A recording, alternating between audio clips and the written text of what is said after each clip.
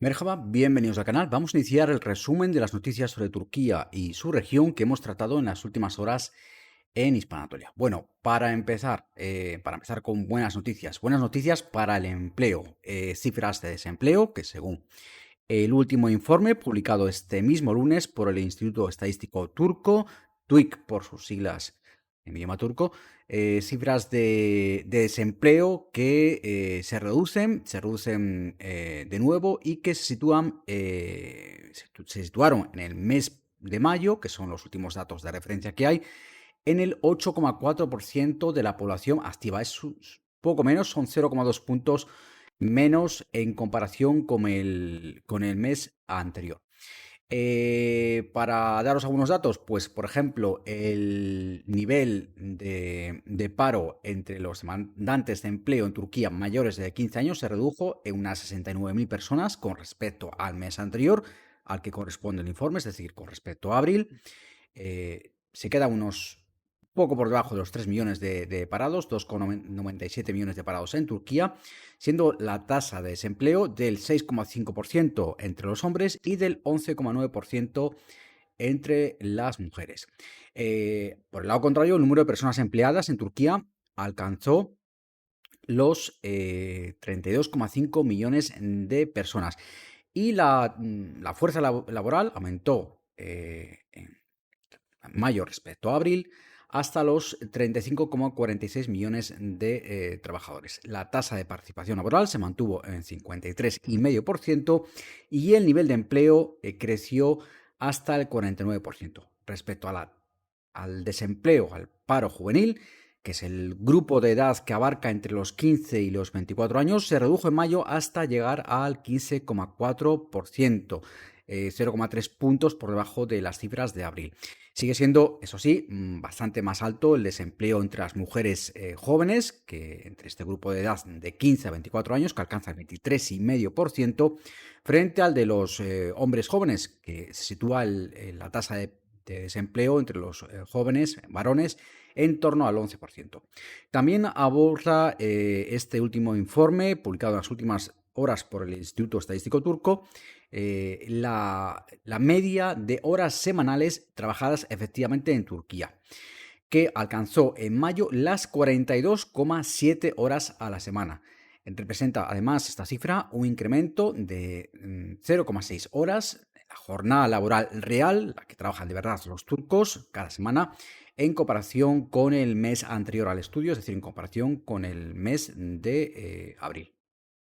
Seguimos con buenas noticias en este caso respecto al terrorismo, respecto al grupo terrorista PKK, que según noticias publicadas en medios como Ruda, en un medio de iraquí, un medio de la región del Kurdistán iraquí, con sede en Erbil, según este medio, Ruda, el PKK, el grupo terrorista PKK, Partido de los Trabajadores del Kurdistán, que como sabéis mantiene desde 1984 una lucha armada, la vía de 1984 declaró la lucha armada como vía legítima para conseguir sus objetivos políticos, basados por menos en sus orígenes, no tanto ahora, pero sí en sus orígenes, una ideología marxista-leninista que buscaba crear un Estado kurdo independiente. Luego esta ideología a nivel de sus objetivos políticos fue evolucionando en los años y décadas siguientes, tras 1984, tras ese año en el que se declaró la lucha armada, y evolucionó de buscar un Estado kurdo independiente en la región hacia una búsqueda de una autonomía dentro, en este caso, de Turquía. Bueno, como sabéis, como hemos contado ya en nuestra web, en mismanatolia.com, en meses anteriores y también en este podcast, en episodios anteriores, el pasado mes de febrero, el líder del grupo armado, Abdullah Öcalan, que cumple desde 1999 una condena a cadena perpetua en la isla prisión de Inrali, en el mar de Mármara, en Turquía, pasado mes de febrero, Abdullah Öcalan hacía un llamamiento histórico, así se consideró, en el que pedía abiertamente y públicamente la disolución del PKK. Decía que había llegado al final de su vida útil, que no tenía ya ningún sentido que el PKK siguiera existiendo como tal, como fuerza armada, ni que siguiera recurriendo a la lucha armada en estos tiempos y con toda la evolución política, social, económica, a nivel de derechos, a niveles democráticos que ha habido en las últimas décadas en Turquía, desde el año 1984, recordemos, son 41 años. Y como decíamos, Abdullah Öcalan hacía ese llamamiento histórico a finales de febrero pidiendo efectivamente la disolución y la entrega de las armas del PKK. El PKK poco después, principios, bueno, el 1 de marzo, de hecho, pocos días después, declaraba un alto al fuego, siguiendo, digamos, un poco la línea que había marcado Öcalan, Öcalan en castellano, con esa declaración, y posteriormente pues, anunciaba que entregaría efectivamente las armas y que había convocado un congreso, también lo tratamos en hispanatoria.com, que había convocado un congreso, o dos congresos separados, para ser más exactos, el PKK, en las montañas del norte de Irak, donde tiene sus bases principales, y que efectivamente pues, acataba ese llamamiento de Öcalan, para disolverse y para entregar las armas. Bueno, como decíamos, según este medio iraquí, Rudá, esa entrega de armas, por lo menos parece ser que una primera fase, no sabemos si se entregarán todas las armas, entendemos posiblemente no, pero sí que habrá por lo menos una primera entrega de armas,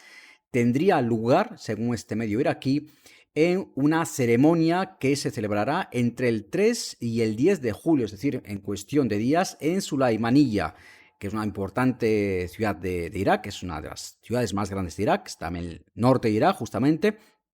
el llamado Kurdistán iraquí, y ahí el PKK organizará una ceremonia en la que parece ser que también van a asistir medios de comunicación, y a la que van a acudir entre 20 y 30 combatientes del PKK, que asegura este medio iraquí, Rudá,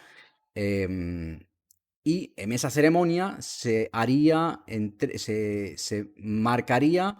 se establecería una entrega de armas. Como decimos, no queda claro si se entregarán todas las armas, si se entregarán partes, si será un acto simbólico, pero sí que se da a entender que será un proceso en el cual se hará se oficializará ya ese proceso de desarme y de disolución del grupo que pidió Öcalan en febrero, a finales de febrero, y que poco después, el pasado mes de abril, pues el grupo ya en esos congresos que organizó en el norte de Irak, pues hizo oficiales. Este medio, Rudá, cita un par de fuentes no declaradas, fuentes que no ha querido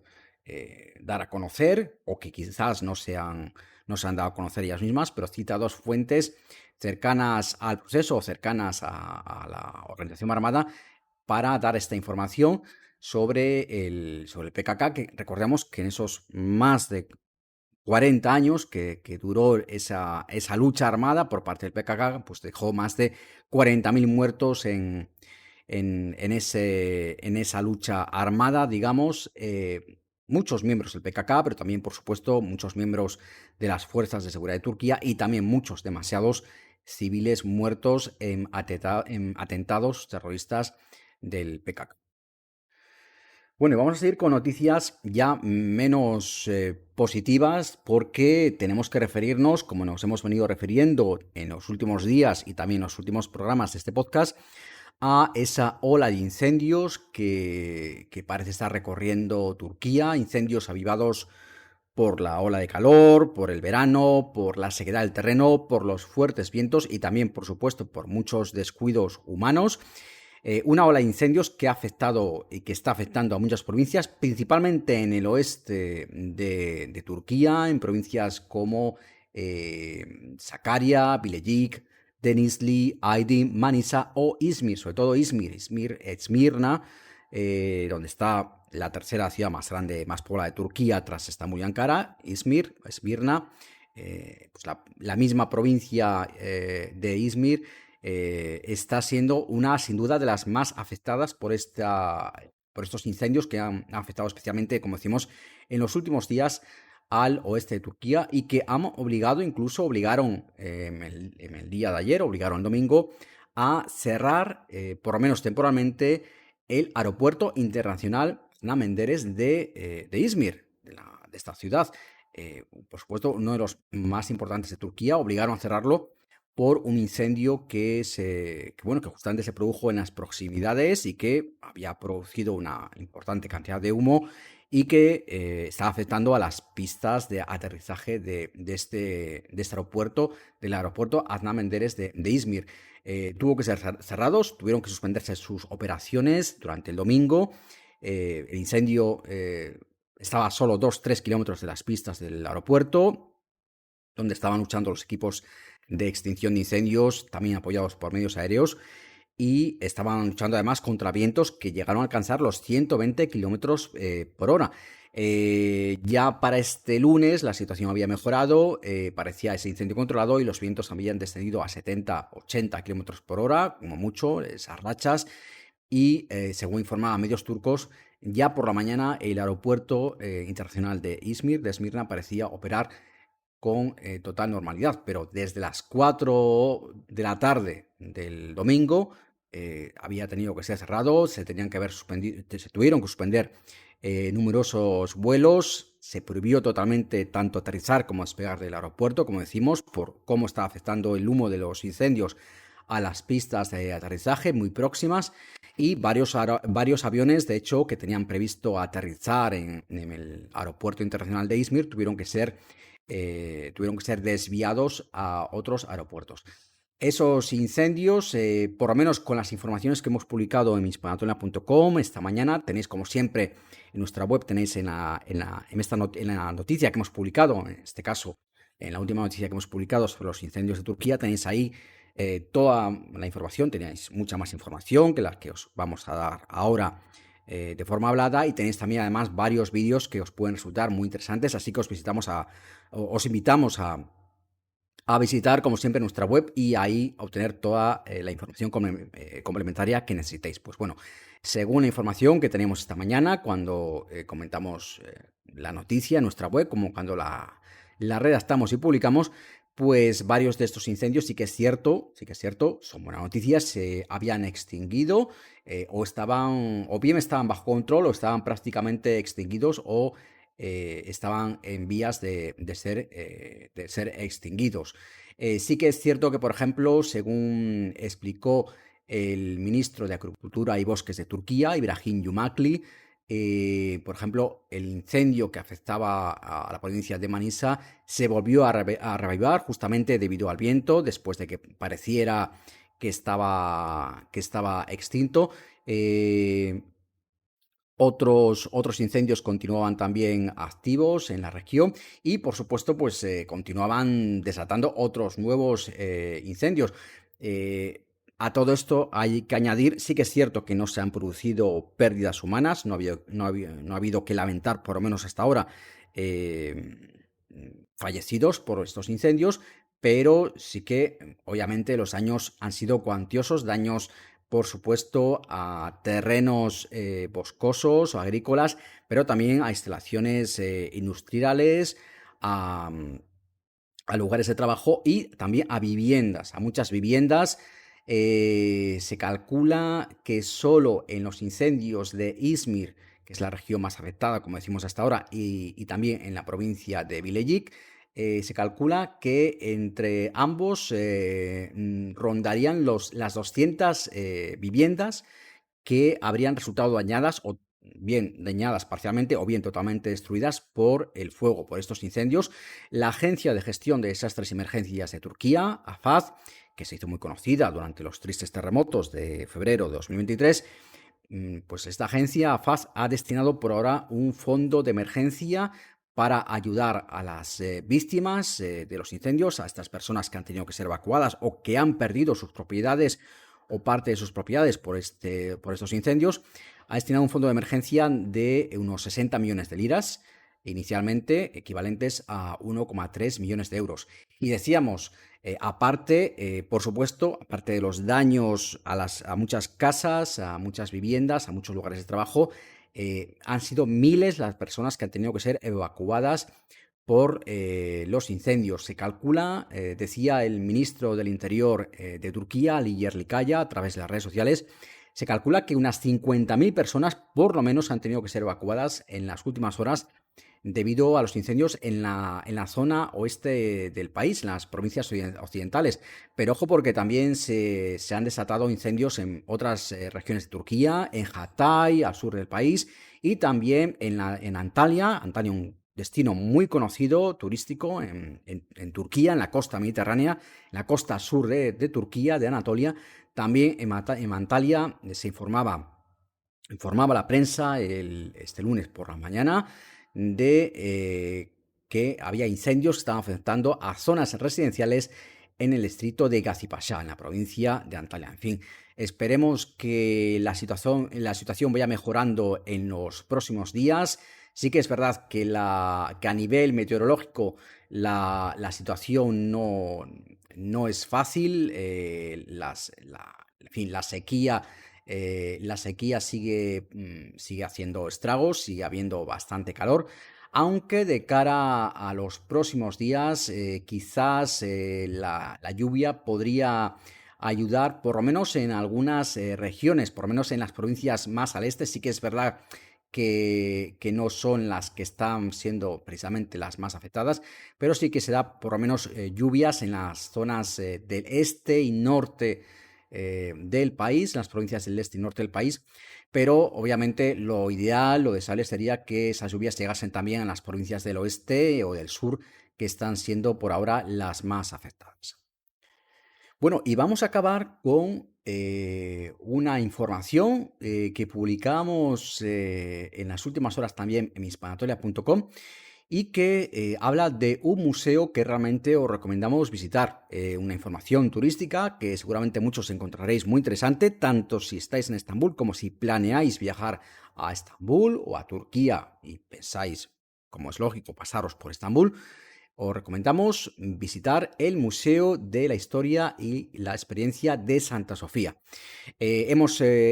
publicado en hispanatolia.com, en nuestra web, un reportaje, digamos, una amplia información, un reportaje bastante largo, con bastante información, con fotos, con vídeos, con imágenes, con datos, con muchísima información para que podáis conocer de antemano dónde está este Museo de la Historia y la Experiencia de Santa Sofía, qué os podéis encontrar, cómo llegar hasta él, cuáles son los precios, qué vais a ver en él, qué podéis ver en los alrededores, consejos para visitarlo. En fin, tenéis ahí un montón de información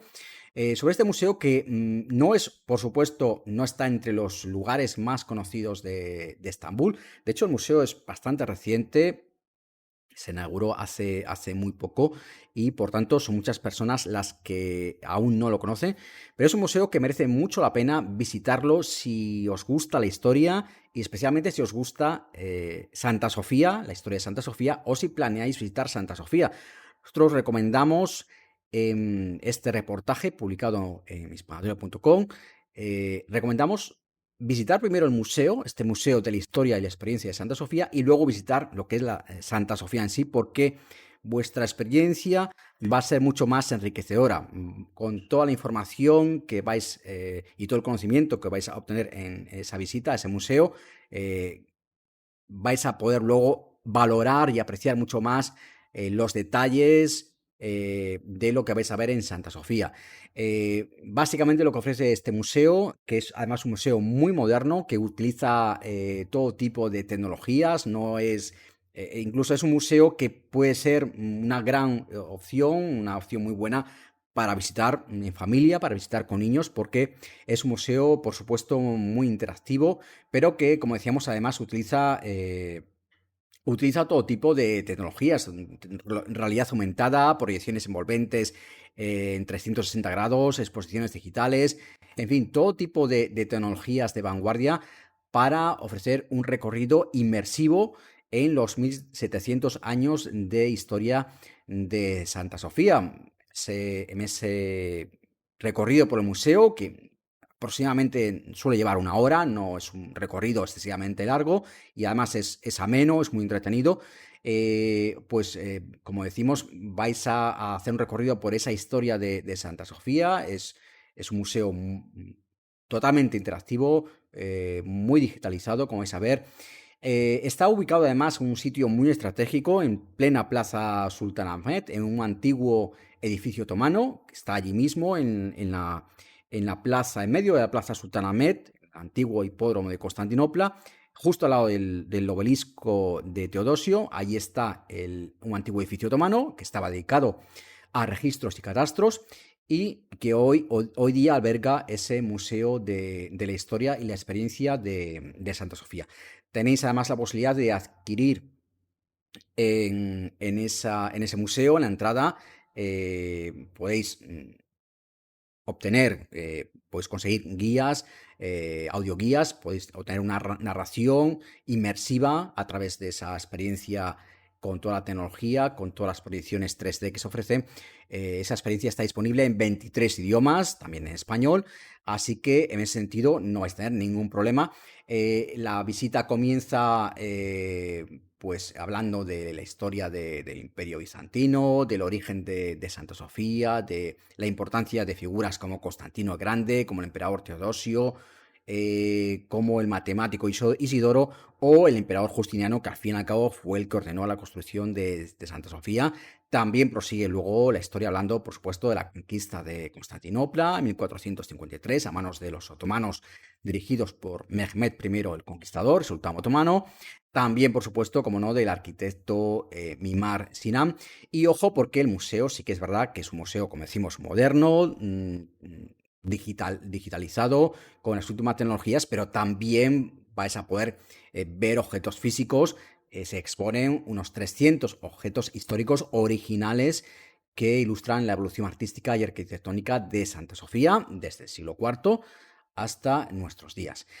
Como decimos, tenéis en esa noticia, en ese reportaje, en realidad, en hispanatolia.com, tenéis ahí toda la información de cómo podéis llegar hasta Sultan Ahmed, que es donde está el museo, bien en autobús o tranvía o bien a pie desde algún lugar cercano. Todo lo que os vais a encontrar en ese museo, cuánto dura la visita, precios, horarios, por supuesto, y cómo no, pues también un poco información sobre, bueno, consejos también, consejos prácticos sobre qué hacer antes y después de visitar el museo. Y cómo no, también, como decíamos, pues según salís del museo, qué otros lugares cercanos podéis visitar, admirar la misma Plaza Sultan Ahmed, antiguo hipódromo de Constantinopla, como visitar la Mezquita Azul, la Basílica Cisterna, el Palacio Tokapi. Recordad que además tenéis visitas nocturnas en Tokapi, lo abordamos hace poco